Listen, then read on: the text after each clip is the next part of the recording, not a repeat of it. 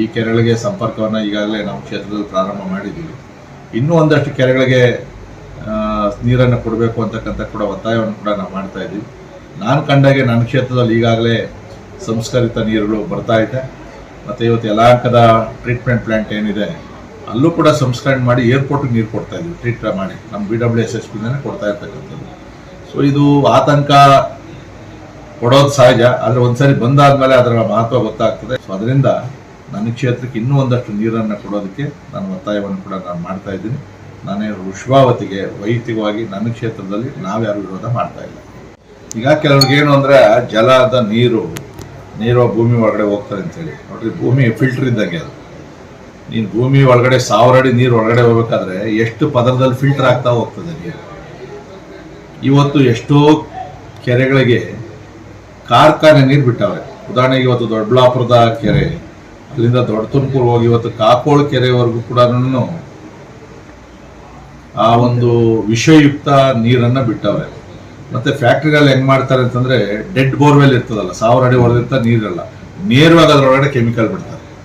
ನೀವಿನ್ನು 100 ವರ್ಷ 200 ವರ್ಷ ಆದ್ರೂ ಕೂಡ ಅದು ಡೈಲ್ಯೂಟ್ ಆಗಲ್ಲ.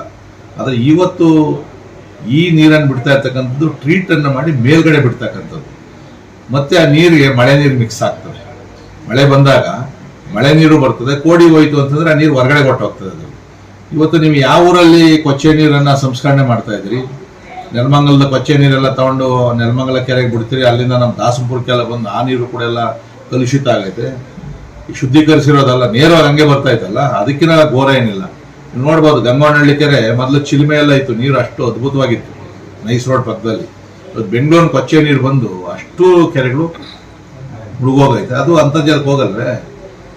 ಸೊ ಅದಕ್ಕಿಂತ ಇವೇನು ಕೆಟ್ಟದ್ದೇನಾಗಿ ಇರೋದಿಲ್ಲ ಅದರಲ್ಲಿ. ಮತ್ತು ಸರ್ಕಾರ ಇವೆಲ್ಲ ಯೋಜನೆ ಮಾಡಬೇಕಾದ್ರೆ ಇವೆಲ್ಲವನ್ನ ಯೋಚನೆ ಮಾಡಿ ಮತ್ತು ಪೊಲ್ಯೂಷನ್ ಕಂಟ್ರೋಲ್ ಬೋರ್ಡ್ ಅನುಮತಿಯನ್ನು ತಗೊಂಡು ಎಷ್ಟು ನೀರು ಶುದ್ಧೀಕರಿಸ್ಬೋದು ಅಂತಕ್ಕಂಥ ಎಲ್ಲ ವೈಜ್ಞಾನಿಕವಾಗಿ ತಗೊಂಡು ಮಾಡೋದಿಲ್ಲ. ಅಂದರೆ 100 ಕೋಟಿ ರೂಪಾಯಿ ಖರ್ಚನ್ನು ಮಾಡಿ ಜನಗಳಿಗೆ ತೊಂದರೆ ಆಗೋ ರೀತಿಯಲ್ಲಿ ಯಾವುದೇ ಸರ್ಕಾರ ಮಾಡಲ್ಲ. ಒಂದು ಹನಿ ನೀರನ್ನು ಕೂಡ ನಾವು ವೇಸ್ಟ್ ಮಾಡೋಂಗಿಲ್ಲ. ಸಿಂಗಪೂರಲ್ಲಿ ರೀಸೈಕ್ಲಿಂಗ್ ವಾಟರ್ ಮಾಡಿ ಕುಡಿಯೋಕ್ಕೆ ವಾಪಸ್ ಕೊಡ್ತಾರೆ. ಬಟ್ ನಮ್ಮ ದೇಶದಲ್ಲಿ ಅದಕ್ಕೆ ಒಪ್ಪಲ್ಲ ನಾವು. ಯಾಕಂದರೆ ಒಂದ್ಸರಿ ಕೊಳಚೆ ನೀರು ಅಂತಂದರೆ ದೇವ್ರ ಪೂಜೆಗೆ ಅಡುಗೆಗೆಲ್ಲ ಉಪಯೋಗಿಸಲ್ಲ, ಸ್ನಾನಕ್ಕೂ ಉಪಯೋಗಿಸಲ್ಲ. ನಾವು ಎಲ್ಲೋ ಲಾನ್ಗಳಿಗೆ ಅವಿ ಮಾಡ್ತೀವಿ. ಇವತ್ತು ನಾವು ಕೆರೆಗೆ ತುಂಬುವಂಥ ನೀರು ನಾವೇನು ಕುಡಿಬೇಕು ಅಂತ ಏನಿಲ್ಲ ಅದನ್ನು. ಬಟ್ ಅದು ಅಂತರ್ಜಲ 1000 ಅಡಿ ನೀರು ಒಳಗಡೆಗೆ ಹೋಗಿ ಮತ್ತೆ ನಮಗೆ ಕಿಲೋಮೀಟರ್ ಗಟ್ಟಲೆ ಹೋಗಿ ಅಲ್ಲಿ ಬೋರ್ವೆಲ್ಗಳಲ್ಲಿ ರೀಚಾರ್ಜ್ ಆಗ್ತದೆ. ನೀರಿಗೆ ದೊಡ್ಡ ಸಮಸ್ಯೆ ಆಗ್ತದೆ. ಈ ಮಳೆ ನೀರು ಬಂದಾಗ ಯಾವ ಕೆರೆಗಳು ತುಂಬ್ತಾ ಇಲ್ಲ, ರಾಜಗಾಲುವೆ ಇಲ್ಲ, ಗೂಳೆತ್ತಕ್ಕೆ ದುಡ್ಡು ಕೊಡ್ತಾ ಇಲ್ಲ. ಮತ್ತು ಈ ಥರ ಸಂಸ್ಕರಿತ ನೀರನ್ನು ನಾವು ಉಪಯೋಗಿಸ್ಕೊಂಡಾಗ ಖಂಡಿತವಾಗಿ ಕೂಡ ಒಳ್ಳೇದಾಗ್ತದೆ ಅಂತಕ್ಕಂಥದ್ದು ನನ್ನ ವೈಯಕ್ತಿಕ ಅಭಿಪ್ರಾಯ. ಸೊ ಯಾರೇ ಮಾಡಿದ್ರು ಕೂಡ ಪೊಲಿಟಿಕಲಿ ನಾವು ಇದಕ್ಕೆಲ್ಲ ಅಡ್ಡ ಹಾಕೋ. ಈಗ ಒಬ್ಬ MLA ನೀರು ತರ್ತೀನಿ ಅಂತಂದ್ರೆ ಆ ನೀರಿಂದ ಅವನಿಗೇನು ಪ್ರಯೋಜನ ಏನಿಲ್ಲ, ಜನಗಳಿಗೆ ಒಳ್ಳೇದಾಗ್ತದೆ. ನಾಳೆ ಒಳ್ಳೇದಾಗಿಲ್ಲ ಅಂತಂದ್ರೆ ಅವ್ರಿಗೆ ತಿರುಗಾಣ ಆಗ್ತದೆ.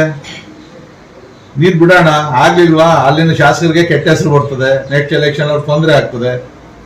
ಆವಾಗ ನಾವು ಅದನ್ನು ಉಪಯೋಗಿಸ್ಕೊಬೇಕು. ಇವಾಗಲೇ ಯಾಕೆ ಮಾತಾಡಬೇಕು? ಅದು ಯಾವುದೇ ಸರ್ಕಾರ ಇರಲಿ, ಜನಗಳಿಗೆ ಅನಾನುಕೂಲ ಆಗೋ ರೀತಿಯಲ್ಲಿ ಯಾವುದು ಕೂಡ 1000 ಕೋಟಿ ರೂಪಾಯಿ ಖರ್ಚು ಮಾಡಿ ಸ್ಕೀಮ್ಗಳನ್ನು ಮಾಡಲ್ಲ. ಮಾಡಿದ್ರು ಅನ್ಕೊಳ್ರಿ, ನಾಳೆ ಏನಾದರೂ ವ್ಯತ್ಯಾಸ ಆಯ್ತಂದ್ರೆ ನಮ್ಮ ಕೈಲೇ ಇರ್ತದೆ. ಪೊಲ್ಯೂಷನ್ ಕಂಟ್ರೋಲ್ ಬೋರ್ಡ್ ಇರ್ತದೆ, ಬೇರೆ ಬೇರೆ ಮಾನದಂಡಗಳಿರ್ತದೆ. ಅವೆಲ್ಲವನ್ನು ಉಪಯೋಗಿಸ್ಕೊಂಡು ನಾವು ನಿಲ್ಸೋಣ. ಈಗಲೇ ನಾವು ಯಾಕೆ ಅದ್ರ ಬಗ್ಗೆ ಮಾತಾಡೋದು?